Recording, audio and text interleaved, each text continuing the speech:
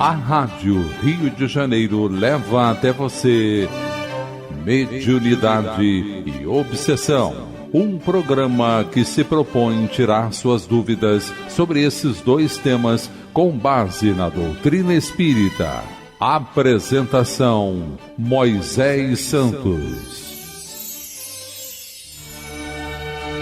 Caríssimos ouvintes da Rádio Rio de Janeiro, eu sou Moisés Santos e este é o programa Mediunidade e Obsessão. Continuamos juntos, estudando, refletindo, encontrando as possibilidades de entendimento que a faculdade mediúnica pode proporcionar em seus amplos recursos pedagógicos. Quando nós assumimos o compromisso com Jesus, nos tornamos voluntários do bem e realizamos a sua obra como colaboradores menores, buscando sempre o aprendizado, a oportunidade de servir, de renunciar, de aprender a amar e encontrar no exercício do bem os recursos saudáveis para a retificação das nossas vidas perante a própria consciência, buscando a saúde de espírito nessa visão integral de horizontes que a doutrina espírita nos proporciona. Então você que está conosco acompanhando já sabe que nós estamos estudando, nessa nova fase de estudos do programa, o livro Diálogo com as Sombras. O autor é Hermínio Corrêa de Miranda, editora da Federação Espírita Brasileira. Nós já iniciamos a segunda parte, que tem por título As Pessoas. E em seu capítulo 2 trata dos encarnados. E dando continuidade onde nós paramos, no parágrafo: como seres imperfeitos, temos, pois, de viver com o semelhante, também imperfeito. Então é por isso que nós temos que viver em sociedade, estabelecer comunhão de valores, encontrar possibilidades de convivência, para também aprendermos a conhecer a nós mesmos, os nossos limites, o que é necessário reparar em nós mesmos e as pessoas que Deus coloca em nossas vidas como oportunidade de reajuste enquanto estamos a caminho. E os espíritos não são diferentes disso, porque também são pessoas. E é por isso que o autor colocou nesse capítulo 2 o título Encarnados, mas a segunda parte do livro chama-se Pessoas, porque os espíritos são pessoas, meu caro ouvinte. Não há como fugir de ninguém e isolar-se em torres de marfim, mosteiros inacessíveis, grutas perdidas na solidão. Nosso trabalho é aqui mesmo, com o homem, a mulher, o velho, a criança, seres humanos como nós mesmos, com as mesmas angústias, inquietações, mazelas e imperfeições. O que enxerga um pouco mais ajuda o cego, mas talvez este disponha de pernas para caminhar e pode assim amparar o coxo. E quem sabe se o aleijado dispõe de conhecimento construtivo que possa transmitir ao mudo. Este, um dia no futuro, voltará a falar, para ensinar e construir. Somos, pois, uma tremenda multidão de estropiados espirituais, e a diferença evolutiva entre nós, aqui na Terra, não é lá grande coisa. Vivemos num universo inteiramente solidário, no qual uns devem suportar e amparar os outros. Ou, na linguagem evangélica, amarmos-nos uns aos outros. Não é difícil, é necessário. E como? Então vamos considerar assim, meu caro ouvinte. Nós não temos que adquirir nem ter qualidades superiores para ingressar no trabalho da Casa Espírita. Nós somos exatamente o que já alcançamos e temos que assumir essa realidade. Mas podemos estabelecer um recurso que nos coloca em condição de assumir o trabalho. É o atributo oferecido pelo entendimento do codificador da doutrina espírita, Allan Kardec, no capítulo Sede Perfeitos. Vamos esclarecer este conceito. Esclarecendo conceitos. é do Evangelho segundo o Espiritismo, capítulo 17, sob o título Sede Perfeitos. Lá no finalzinho do item 4, Allan Kardec escreve: reconhece-se o verdadeiro espírita pela sua transformação moral e pelos esforços que emprega para domar suas inclinações más.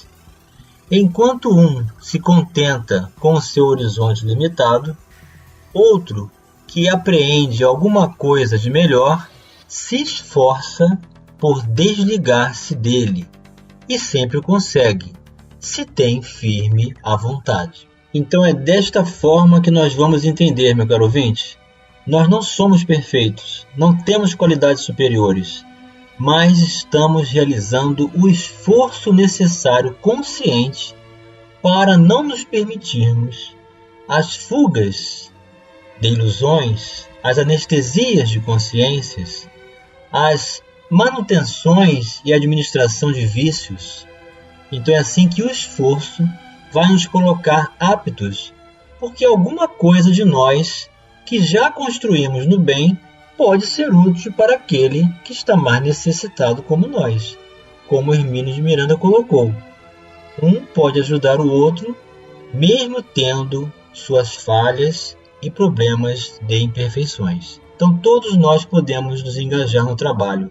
Não há por que permanecer se justificando que não estamos preparados. E Hermínio continua: daí a recomendação da vigilância. Não é que tenhamos que nos isolar, numa redoma ou numa couraça, mas nos defender dos párias que nos cercam por toda parte. Será que ainda não descobrimos que somos párias também? A vigilância é para que fiquemos apenas com os males que nos afligem intimamente e façamos um esforço muito grande para nos livrarmos deles. Párias, meu caro ouvinte, são aqueles que se desviaram da consciência reta, das leis de Deus escritas em nossas consciências.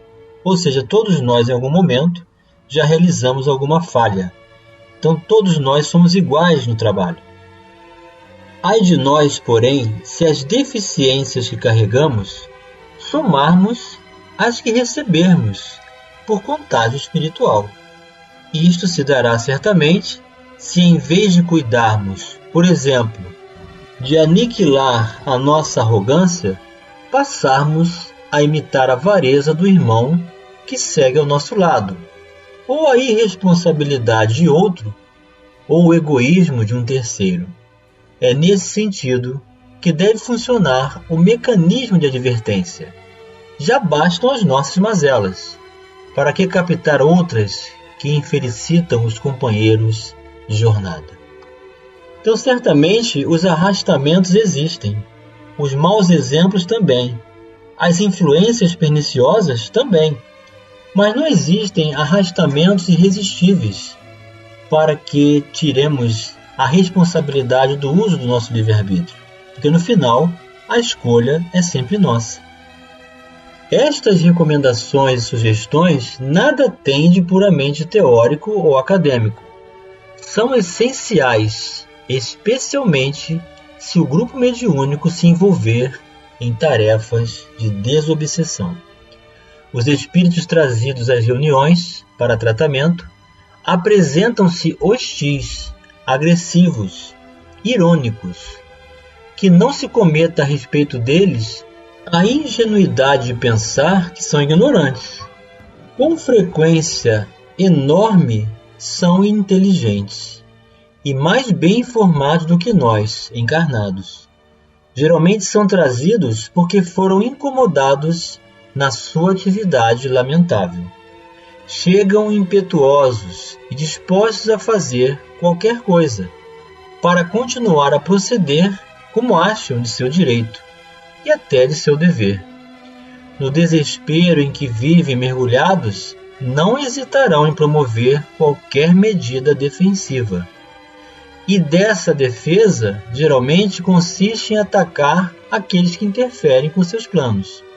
Cuidado, pois, se em lugar de vigilância e prece lhe oferecemos o flanco desguarnecido, sintonizamos-nos com as suas vibrações agressivas e acabaremos por ser envolvidos. Então não resta dúvida que é um risco de se envolver. Mas como saber das nossas predisposições, das nossas tendências, ou retificar as nossas condições morais se não formos estimulados a reconhecer o que somos? É assim que vamos estabelecer o concurso de conhecimento de si mesmo e o esforço continuado para a sua transformação. Daí a advertência de que o trabalho mediúnico, nesse campo especializado, é tarefa para todas as horas do dia e da noite. As recomendações de comportamento adequado são particularmente rígidas para o dia em que as sessões se realizam. No dia marcado para as tarefas de desobsessão, escreve André Luiz, os integrantes da equipe precisam, a rigor, cultivar atitude mental digna desde cedo. O autor aqui se refere ao livro Desobsessão, de Francisco Cândido Xavier e Evaldo Vieira, como médiuns, em seu capítulo 1, a terceira edição da Federação Espírita Brasileira. Resguardarem-se todos na prece, na vigilância. Fugiremos ao envolvimento em discussões e desajustes de variada natureza, alimentação sóbria e leve. Não custa muito, pelo menos nesse dia, abster-se de carne, e é necessário prescindir do álcool e do fumo. Sempre que possível, durante o dia ou nas horas que precedem a reunião, um pouco de repouso físico e mental, com relaxamento muscular e pacificação interior. Enfrentemos com disposição e coragem os empecilhos naturais que possam obstar o comparecimento à reunião. Um mal-estar de última hora, por exemplo. Muitas vezes, principalmente no caso dos médiuns psicofônicos, no caso aqui, já se trata de aproximação de espíritos angustiados ou coléricos, que transmitem suas vibrações depressivas. É possível que a hora da saída para a reunião chegue uma visita inesperada, ou uma criança se ponha a chorar, inexplicavelmente agitada ou inquieta. De outras vezes, chove, ou faz muito frio, ou calor excessivo, e um pensamento de comodismo e preguiça nos segreda a palavra de desânimo. Muitos obreiros promissores têm sido afastados de tarefas redentoras por pequeninos incidentes como estes, que se vão somando até neutralizá-los de todos. Nem percebem que os companheiros das sombras souberam tirar bom partido dos acontecimentos, ou até mesmo os provocaram, como no caso do súbito mal-estar próprio ou de um membro da família. No dia seguinte ou horas depois, o mal-estar terá passado, como por encanto, mas o trabalho das trevas já está feito. Um obreiro a menos na seara, pelo menos naquele dia. A grande vitória começa com as pequenas escaramuças. Cuidado, atenção, serenidade e firmeza. Vamos continuar refletindo sobre as diretrizes de vigilância, de comportamento e esforço constante no bem para a realização do trabalho com Jesus perante a mediunidade, que nós podemos utilizar como ferramenta de progresso em nossas vidas, já no próximo bloco. Participe do programa Mediunidade e Obsessão enviando sua sugestão ou pergunta para o e-mail meo@radioriodejaneiro.am.br ou pelo WhatsApp 984867633 aos cuidados de Moisés Santos. A Rádio Rio de Janeiro está apresentando Mediunidade e Obsessão. Apresentação Moisés Santos. Caríssimos ouvintes da Rádio Rio de Janeiro, voltamos agora com o segundo bloco do nosso programa de hoje.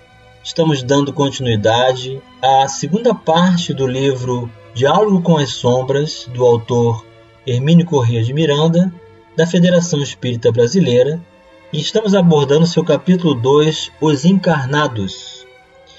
Quanto aos componentes encarnados do grupo, mais uma vez lembramos: é vital que unam os laços de mais sincera e descontraída afeição. O bom entendimento entre todos é condição dispensável e insubstituível se o grupo almeja tarefas mais nobres. Não pode haver desconfianças, reservas, restrições mútuas. Qualquer dissonância entre os componentes encarnados pode servir de instrumento de desagregação. Os espíritos desarmonizados sabem tirar partido de tais situações, pois esta é a sua especialidade. Muitos deles não têm feito outra coisa, infelizmente para eles próprios, ao longo dos séculos, senão isto: atirar as criaturas umas contra as outras, dividindo para conquistar. Nem sempre o fazem por maldade intrínseca. É preciso entendê-los. Eles vivem num contexto que lhes parece tão natural, justificável e lógico como o de qualquer outro ser humano. Julgam-se com o direito de fazer o que fazem e por isso não se detêm diante de nenhuma condição, escrúpulo ou temor. Se os componentes do grupo oferecem condições de desentendimento, provocarão a desagregação impiedosamente, porque para eles isto é questão de vital importância, a fim de continuarem a agir na impunidade temporária em que se entrincheiraram, ou seja, se colocaram dentro de uma trincheira, aqueles buracos das guerras para se proteger dos ataques. Assim sendo, é melhor que um grupo com dimensões internas encerre suas atividades, pelo menos por algum tempo, até que se afastem os elementos dissonantes. Não se admite, num grupo responsável e empenhado em trabalho sério, qualquer desarmonia interna, como disputa pelos diversos postos, dirigente, médio principal e outras infantilidades. Não existe o médio principal na casa espírita, meu caro ouvinte. O dirigente do grupo não é o que se senta à cabeceira da mesa e dá instruções. Ele é apenas um companheiro, um coordenador, um auxiliar, em suma, os verdadeiros responsáveis pela tarefa global que se acham no mundo espiritual. Qualquer sintoma de rivalidade entre médiuns deve ser prontamente identificado e combatido. Ainda falaremos disso mais adiante. Por ora, basta dizer, e nunca o diremos com ênfase bastante, que deve predominar entre os encarnados um clima de liberdade consciente, franqueza sem agressividade, lealdade sem submissão, autoridade sem prepotência, afeição sem preferências e perfeita unidade de propósitos. No momento em que o desentendimento e a desafeição começam a medrar entre os encarnados, o grupo está em processo de desagregação. Isto implica dizer que os elementos perturbadores dessa harmonia interna devem ser prontamente identificados. O responsável pelo grupo, ou quem for para isso designado, deve procurar os desajustados para entendimento particular, reservado. Se não for possível reconduzi-los a uma atitude construtiva, não resta alternativa senão o afastamento, pois o trabalho das equipes encarnada e desencarnada deve ser colocado acima das nossas posições pessoais. Isso é muito coerente porque a ideologia espírita, o espiritismo, está acima do templo, que está acima das pessoas. Então o propósito deve ser engajado de uma forma coerente e consciente. Se não puder ser admitida, o afastamento é o convite mais adequado. A decisão de afastar alguém não é fácil, e nem deve ser tomada precipitadamente e por ouvir dizer, pois é uma ação de natureza grave. Não apenas o grupo se privará do seu concurso, qualquer que seja a sua posição, como ele próprio, sentindo-se como que expulso, quase num excomungado. Poderá cair numa faixa de desânimo, quando não de revolta, que o desprotege espiritualmente e o precipita em imprevisíveis aflições. Não se trata de criar uma atmosfera inquisitorial de espionagem mútua, de desconfianças e rivalidades, ou rancores surdos, pois disso também se aproveitariam os irmãos desencarnados, que precisam do nosso afeto e compreensão. Mas os objetivos e finalidades do grupo devem ficar a salvo de nossas paixões. Se para isso for necessário afastar um ou outro companheiro, teremos que fazê-lo. Cumprir o desagradável mandato com amor, equilíbrio e serenidade, mas também com firmeza. Talvez o companheiro perturbador possa retornar à tarefa mais adiante, já regenerado, mas entre sacrificá-lo pessoalmente e sacrificar todo o programa, não há como hesitar. Este aspecto é aqui abordado com franqueza e sem temores, porque embora não mencionado usualmente nas anotações sobre trabalho mediúnico, é uma das grandes e frequentes dificuldades ocorridas em inúmeros grupos. Precisamos estar preparados para ela, porque mais cedo ou mais tarde haveremos de encontrá-la. Atenção, porém, nada de processos inquisitoriais, repetimos. O bom senso e a prece são sempre os melhores conselheiros em situações como essa. Por outro lado, essas e outras decisões, isto é, todas aquelas que dizem respeito, por assim dizer, à gestão terrena do grupo, cabem aos encarnados. Os benfeitores espirituais ligados à tarefa dificilmente nos darão ordens para admitir esses componentes ou desligar aquele. Eles desejam que nós sejamos capazes de discernir e assumir a responsabilidade pelos nossos atos. O que esperam de nós é um clima de harmonização, para que possam, em cada reunião, colocar diante de nós a tarefa que desejam que realizemos. É preciso que ofereçamos a eles aquele mínimo de condição indispensável. E chegou o momento, meu caro ouvinte, de você receber a mensagem ao coração. Mensagem ao coração. O livro Religião dos Espíritos, capítulo 80, Doutrina Espírita, pelo Espírito Emmanuel, psicografia de Francisco Cândido Xavier. Toda crença é respeitável. No entanto, se buscaste a doutrina espírita, não lhe renegues fidelidade. Toda religião é sublime. No entanto, só a doutrina espírita consegue explicar-te os fenômenos mediúnicos em que toda religião se baseia. Toda religião é santa nas intenções. No entanto, só a doutrina espírita pode guiar-te na solução dos problemas do destino e da dor. Toda religião educa sempre. No entanto, só a doutrina espírita é aquela em que se permite o livre exame, com um sentimento livre de compressões dogmáticas, para que a fé contemple a razão, face a face. Toda religião fala de penas e recompensas. No entanto, só a doutrina espírita elucida que todos colheremos conforme a plantação que tenhamos lançado à vida, sem qualquer privilégio na justiça divina.